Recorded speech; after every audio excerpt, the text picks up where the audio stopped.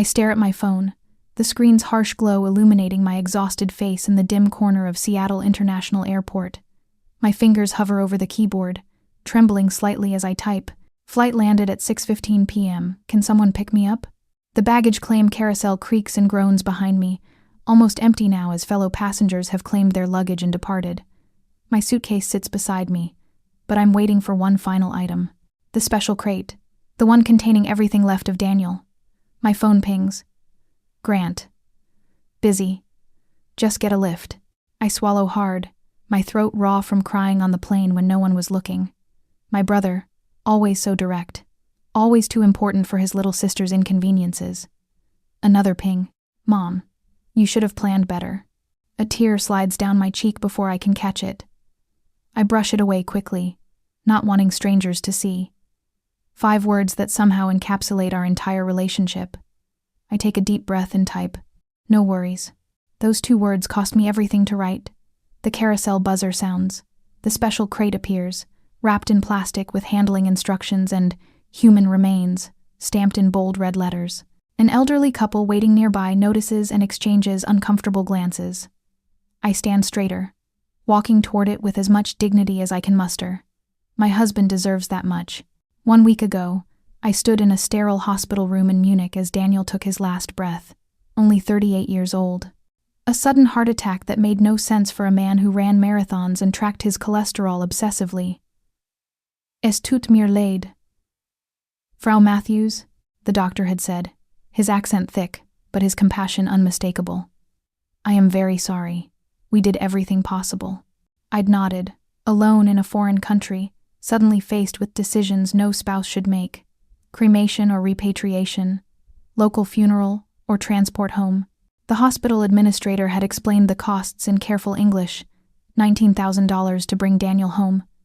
Money that would drain our savings, but what choice did I have? My family had offered plenty of reasons why they couldn't come help. Grant was swamped at work. Mom had her garden club fundraiser that was impossible to reschedule. Dad claimed his back was acting up again. The same excuses I'd heard throughout my life. I'd heard them at my high school graduation when they left early for Grant's baseball banquet. He might get the MVP award, Mom had explained, straightening his tie in the school parking lot while my diploma sat unopened in the back seat. I'd heard them at my wedding when Mom spent the reception fussing over Grant's date, a senator's daughter, making sure she met all the right people, while Daniel and I cut our cake without family photos. I'd heard them every Christmas since we'd moved to Germany for Daniel's promotion. International travel is such a hassle, they'd say before posting pictures from their Bahamas cruise. I struggle now with both the suitcase and the crate, attempting to maneuver toward the exit. Around me, families reunite. A gray-haired man lifts his granddaughter in a spinning hug. A middle-aged woman embraces her elderly mother, taking her bags without being asked. Normal families. I pull out my phone and open the rideshare app.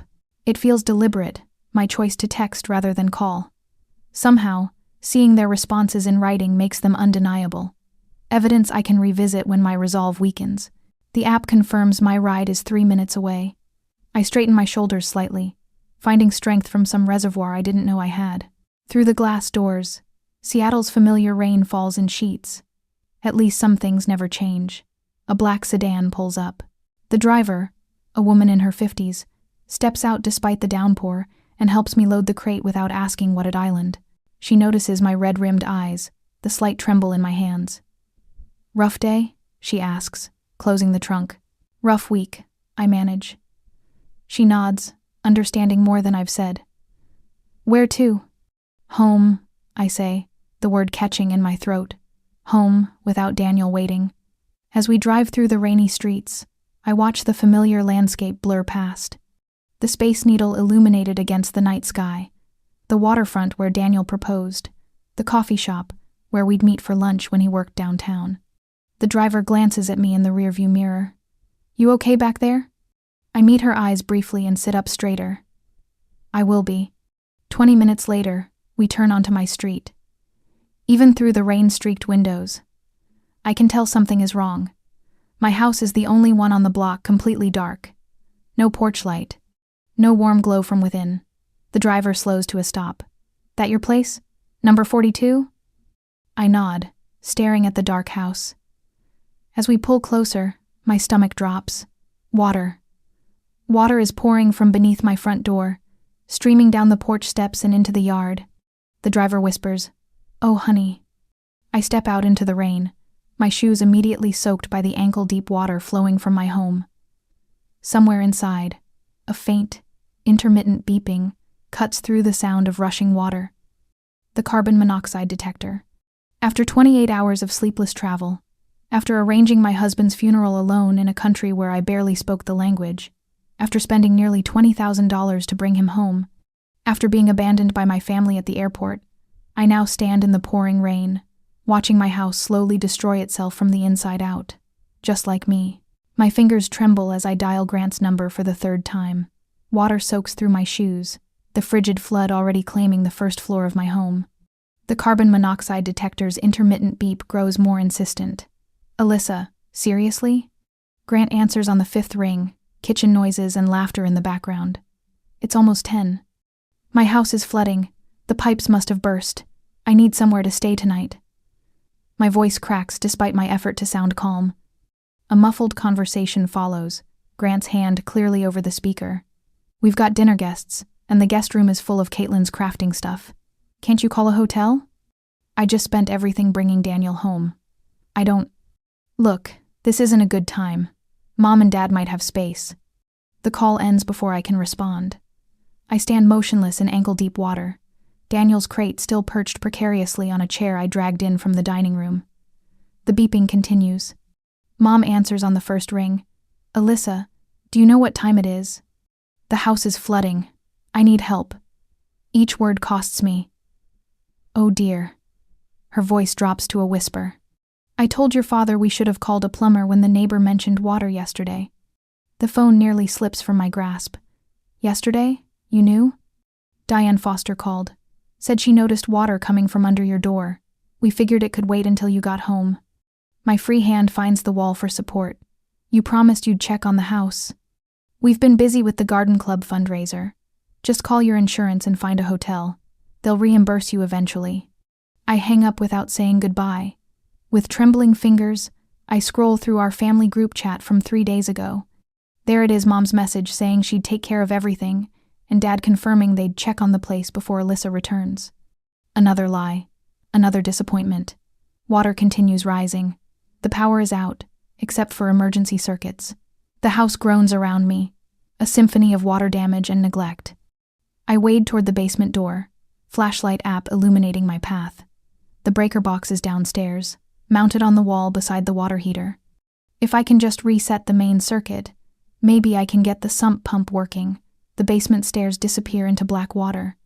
I hesitate, then step down. The water reaches mid-calf, then knee-height by the third step. My breath fogs in the cold air as I descend further, clutching the railing. The flashlight beam catches the metal breaker box, its cover ajar. Water has risen nearly to its bottom edge. I stretch toward it, fingertips brushing metal. One more step. The shock hits like fire through my veins. My body jerks backward. The flashlight tumbles from my grasp, disappearing beneath the water. My head strikes something hard on the way down the edge of a step, maybe. Somehow, I claw my way back upstairs, vision blurred, and limbs uncooperative. Blood trickles warm down my temple. The room spins as I collapse onto the soaked living room couch. The carbon monoxide detector's beep grows more persistent. Something's wrong with the heating system. I should get up. I should leave. But my limbs feel distant, disconnected. Daniel's wedding ring hangs from a chain around my neck. I clutch it, the metal warm against my palm. My eyes grow heavy. Just 5 minutes to rest, then I'll call someone. Not family. Someone who might actually come. The beeping fades. So does everything else. A voice breaks through darkness. "Hello? Anyone home?" Knocking, then pounding. "Fire department. We're coming in." Crashing sounds. Voices. Flashlight beams dancing across the ceiling. "Over here! We've got someone!" A face appears above mine, middle-aged with kind eyes behind glasses. His uniform patch reads, "Seattle Fire Department." "Ma'am, can you hear me?" His voice echoes strangely. "I'm Paramedic Whitaker." "James. Can you tell me your name?" "Alyssa. I manage." "Matthews." "Good, Alyssa. We're going to get you out of here."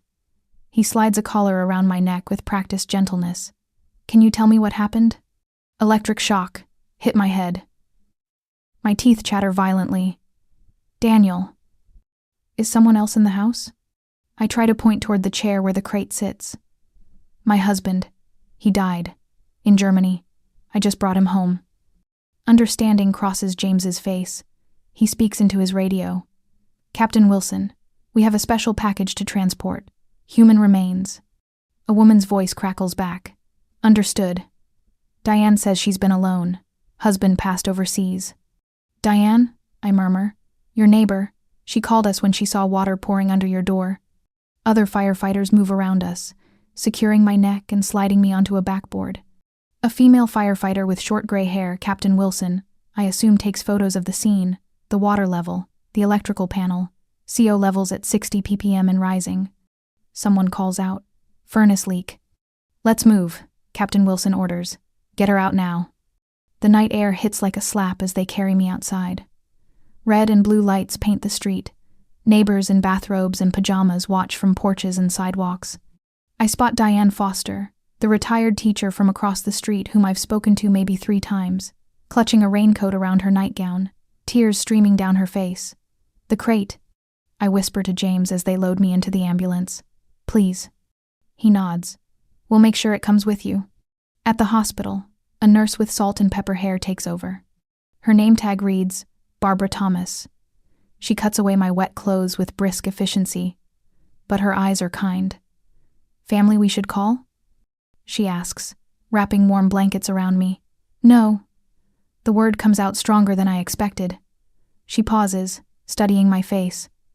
"All right then, we'll take good care of you." The doctor arrives, a tall woman with steady hands. She explains my condition with careful precision: hypothermia, carbon monoxide poisoning, concussion, electrical burns on my right hand. "You're very lucky, Mrs. Matthews. Another 30 minutes in that house." She doesn't finish the sentence. She doesn't need to. "Your vitals are concerning enough that we need to keep you for at least 48 hours of observation." She makes notes in my chart. "Your belongings are being dried. Fire department salvaged what they could. The crate with my husband's remains? Safe and dry at the nurse's station." Tears flood my eyes, the first I've allowed myself since the airport. Barbara returns, noticing immediately. She sits beside the bed, taking my unbandaged hand in hers. "Someone will be by to take your statement," she says. A reporter overheard the paramedics talking. Said it might be newsworthy, you know. Coming home from your husband's funeral abroad to this. I close my eyes, too exhausted to care. A soft knock at the door makes me open them again. Diane Foster stands there, holding a shopping bag. "I hope you don't mind," she says. "I brought some dry clothes. We look about the same size." "You called the fire department," I whisper. She nods. "I've been watching for you to come home. After your mother said they were too busy to check on things." She trails off, clearly uncomfortable with the betrayal she's revealing. "Thank you." The words feel inadequate. Barbara squeezes my hand. "We've put a note in your file. No family visitors without your approval first." Diane sets the bag down and moves closer. The neighborhood is already organizing. Tom Miller's a plumber, and the Johnsons have a restoration company. They're meeting tomorrow to see what can be done about your house. A sob escapes before I can stop it. I didn't know anyone cared. Barbara passes me tissues. "Sometimes the family you need isn't the one you're born into, honey." For the first time since the doctor in Munich said "Es tut mir leid," I feel something other than crushing solitude. It's fragile, this new feeling like the first green shoot after a forest fire. But it's there. I close my eyes, Daniel's ring still clutched in my palm, and let myself believe, just for a moment, that I might not be as alone as I thought. The next day, the sharp click of expensive shoes echoes down the hospital corridor before I see them. My family arrives like politicians at a photo op. Grant in his tailored suit, Mom with her perfect makeup, Dad trailing behind with a strained smile. Not one of them looks directly at me. "This is a disaster," Grant hisses, closing the door to my room. "We need to get ahead of this story." I lie still, watching them through half-closed eyes. The IV in my arm throbs with each heartbeat, a steady reminder I nearly died last night. Mom bustles around, straightening the thin hospital blanket over my legs. "Sweetie, you look terrible. We've arranged everything. You'll come home with us once they discharge you. The house, I start. Insurance will handle it, Grant interrupts, eyes fixed on his phone. Right now we need damage control. People are talking. Dad pats my hand awkwardly. Your mother cleaned out the guest room. The words they don't say hang heavy between us. No apology for ignoring my texts. No explanation for leaving me alone after Daniel's death. No acknowledgement they knew about the burst pipe for days.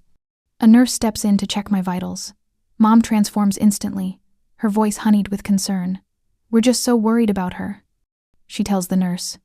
Such a terrible accident. If only she'd called us when she landed. I close my eyes, the lie burning in my throat. Through the thin curtain separating my bed from the door, I hear Grant's whisper carry. This could be a PR nightmare for the firm if it gets out. Dad's church friends are already asking questions. Did you see that neighbor talking to a reporter? Mom's voice drops lower. We need to get Alyssa somewhere private before this becomes a circus. The curtain slides back, their faces rearrange into masks of concern. The doctor says you can be discharged tomorrow, Mom announces. We'll take care of everything. Something shifts inside me, like tectonic plates realigning after years of pressure. I reach for the call button. What are you doing? Grant asks. I need to speak with my doctor. My voice sounds foreign to my own ears, calm, certain. Doctor. Walker arrives minutes later, clipboard in hand. I'd like my family to leave, I tell her. Grant's face hardens. Don't be ridiculous. I'd like security to escort them out if necessary. The words flow from some untapped reservoir of strength inside me. Mom gasps. Alyssa Joan Wilson. Matthews. I correct her. My name is Alyssa Matthews. Has been since I married Daniel 11 years ago. Dr. Walker studies me carefully. Are you sure about this? I nod. As the security guard arrives, I begin speaking, recounting each abandonment like reading from a ledger. They left my high school graduation early for my brother's baseball banquet. They spent my wedding reception introducing my brother's date to their friends. They never once visited us in Germany. My voice doesn't waver.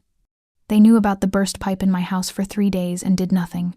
They refused to pick me up from the airport with my husband's remains.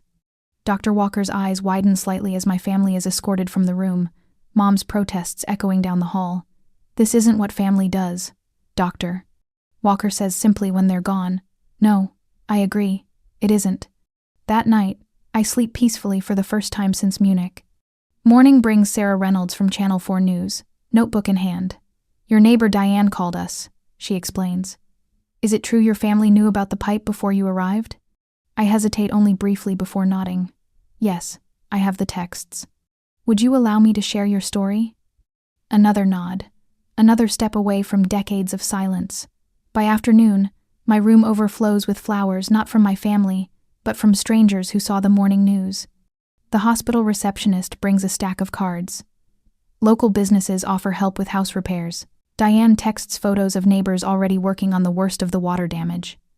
When my family returns, they carry lilies and forced smiles. Mom's church friends trail behind, witnesses to their performance of concern. We've come to take you home, sweetheart, Mom announces loudly. I'm not going with you. The words land like stones in still water. Grant steps forward, voice lowered to a dangerous whisper. This little rebellion needs to end now. Do you have any idea what you're doing to Mom's reputation? To Dad's standing at church? To my position at the firm? I never asked to be your PR problem, I reply. Think carefully about what you're doing, Grant warns. Mom and Dad's will isn't finalized yet. I almost laugh, the ultimate threat, so predictable. I've spent my life thinking about what I'm doing for this family. Now I'm choosing kindness over obligation. Mom's church friend Barbara gasps, backing toward the door. On the television mounted in the corner, Sarah Reynolds appears with my story. The camera pans over screenshots of my text messages, the no worries response highlighted. Social media feeds scroll across the bottom of the screen with the hashtag no worries. Trending. Seattle widow returns from husband's funeral abroad, nearly dies in family neglect disaster, reads the caption. Grant lunges for the remote, but the damage is done. Mom collapses dramatically into a chair. How could you? She whispers. I didn't have to, I answer truthfully. The facts spoke for themselves. The hospital administrator arrives with discharge papers and a gentle smile. Miss Matthews, the Waterfront Hotel has offered you a complimentary 10-day stay while your home is repaired. Cascade Plumbing has volunteered their services at no charge. Grant steps forward. That won't be necessary. She's coming with us. No, I say simply. I'm not. For the first time in my life, I see uncertainty flicker across my brother's face. The power has shifted. The ground beneath us, rearranging to something new and unfamiliar. I sign the discharge papers with steady hands. The hotel shuttle waits outside, driven by Diane's husband. Mom calls my name as I walk past, her voice small and confused. Dad stares at his shoes. I don't look back. The shuttle doors close behind me, sealing off their protests. Through the window, I watch them shrink into the distance. 3 people I've spent my life trying to please, now strangers in the wake of my newfound strength. Ready to go? Diane's husband asks gently. I nod, my husband's wedding ring warm against my finger. Yes, I'm ready. Later that day, after our being discharged, I spread my notebook across the hotel desk, uncap a pen, and draw a firm line down the center of the page. Left column, what I've lost. Right column, what I'll build. The morning sun filters through gauzy curtains, highlighting the tremble in my fingers as I write. Daniel's name tops the left column, followed by our home, wedding photos, and family support. Each word feels like carving my grief in stone. My phone buzzes. Another text from Mom. We need to talk about your behavior at the hospital. This isn't like you, Alyssa. I set the phone face down without responding. The old Alyssa would have apologized by now, manufactured excuses for their neglect. That version of me died somewhere between Munich and Seattle. The right column of my notebook remains blank until I force myself to write, the Daniel Matthews Memorial Fund. My hand steadies as I add details, international crisis support, travel assistance for bereaved spouses, emergency housing, purpose blooms from pain. A knock at the door reveals Diane, my neighbor, holding coffee in a folder. Your insurance adjuster called me, she says, setting everything on the desk. He couldn't reach you. I blocked unknown numbers. I gesture toward the bed where my phone lies silent. Too many reporters. She nods, understanding without judgment. He confirmed what we suspected. Your family knew about the pipe 3 days before you landed. They promised to check but never did. Something cold and clarifying settles in my chest. Do you have his number? 2 hours later, I sit across from Thomas Wellman, a gray-haired insurance adjuster who speaks with careful precision. The damage was preventable, Mrs. Matthews. Your policy covers it, but there's another matter. He taps his tablet. Your brother attempted to access your claim information yesterday. He's not authorized on your account. The betrayal shouldn't sting anymore, yet somehow it does. I'd like to rebuild, I say, straightening my shoulders. Exactly as it was. Of course, Thomas hesitates. And regarding your family's involvement? They won't be involved. That afternoon, Lisa Porter's law office smells of leather and certainty. She listens without interruption as I explain my situation, her salt and pepper hair framing a face that's seen every variety of family betrayal. I don't want revenge. I tell her, I just need protection. She nods once. Smart. Boundaries without malice. Her fingers tap her desk. Let's start with documentation of the neglect, then create legal guardrails for your memorial fund.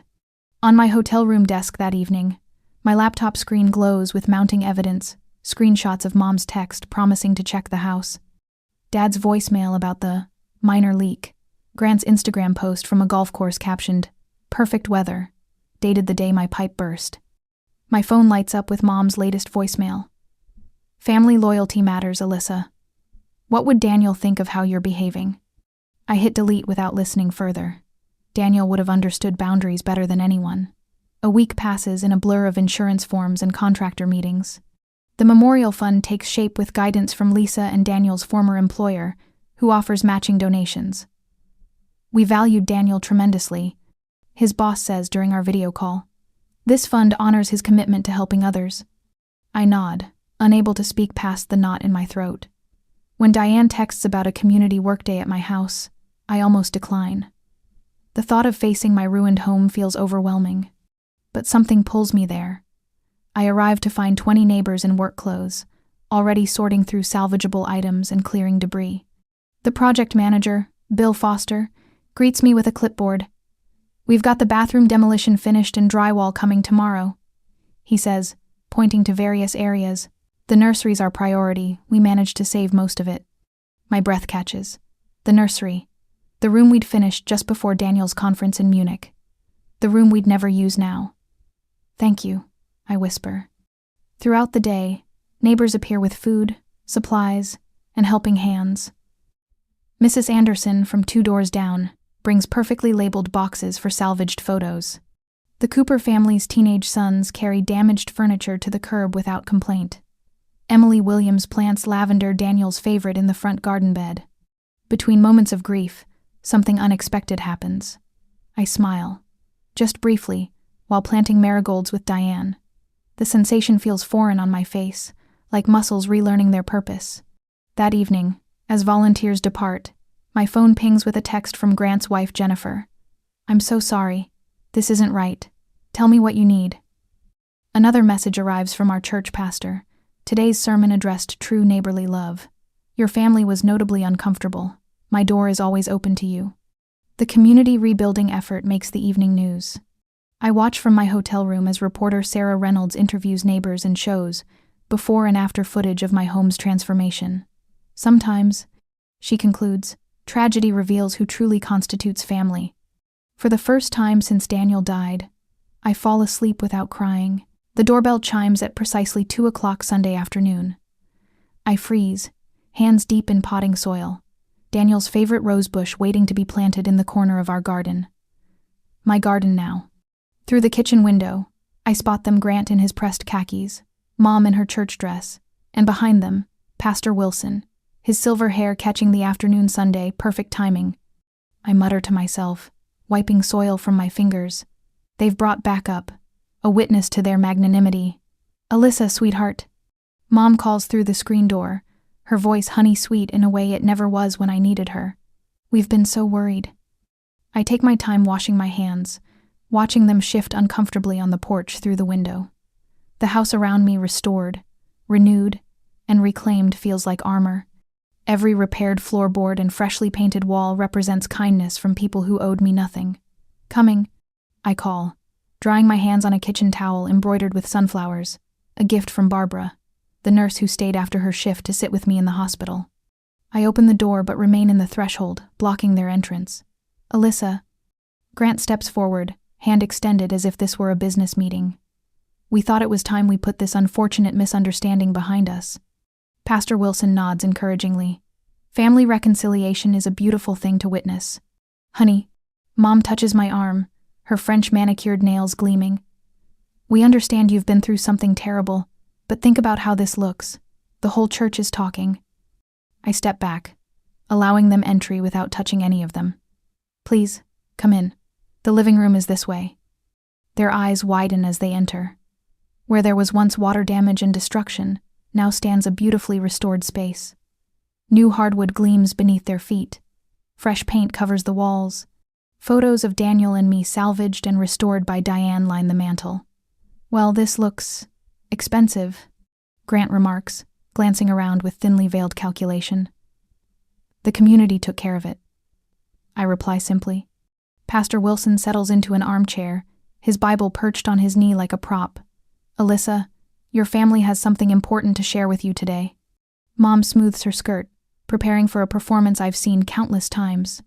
"We wanted to personally invite you to the family reunion next month at Lake Chelan. Everyone will be there. Cousins from across the country. It wouldn't be the same without you." Grant nods, adding with practiced sincerity, "It's time to heal our family. Dad's health isn't great. This could be his last big gathering." The manipulation is so transparent it almost makes me laugh. Instead, I walk to the side table and pick up my laptop. "Before we discuss any reunions, I'd like to show you something."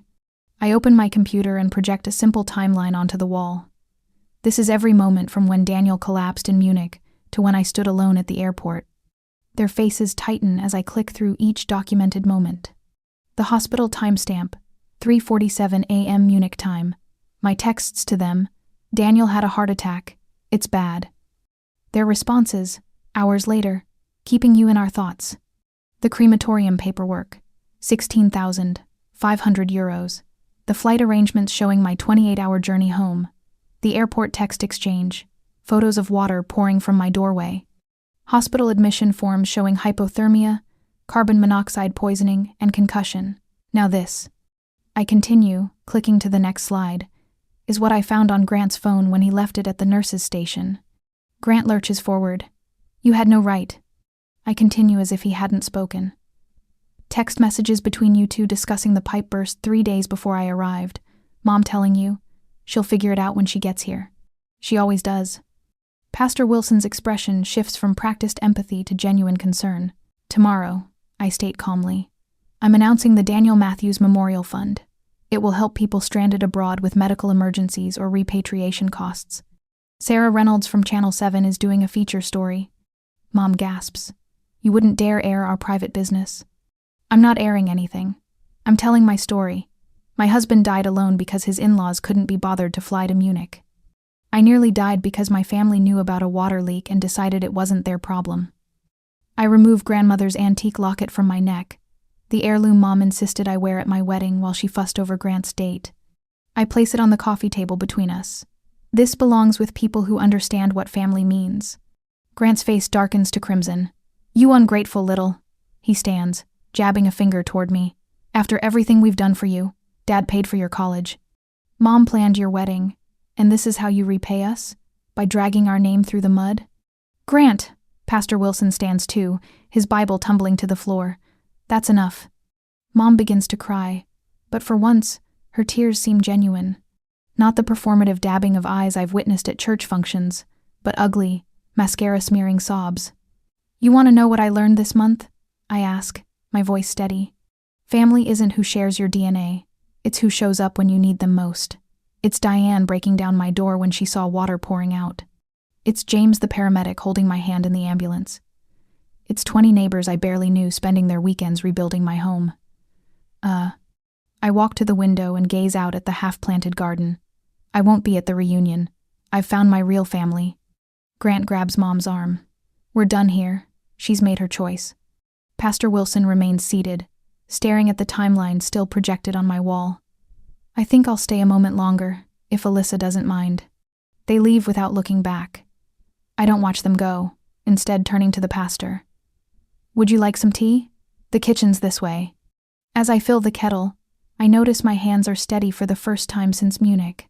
The house is quiet except for the gentle bubbling of water beginning to boil, not destroying, but nurturing, just as it should be. The June sunlight bathes my back porch in golden warmth as I straighten the welcome banner. 1 year since I stood alone in that airport. 1 year since water poured from beneath my front door. 1 year since Daniel's ashes came home without anyone waiting to receive them. Today, my yard buzzes with conversation. 30 people mill about, drinking lemonade and sharing stories.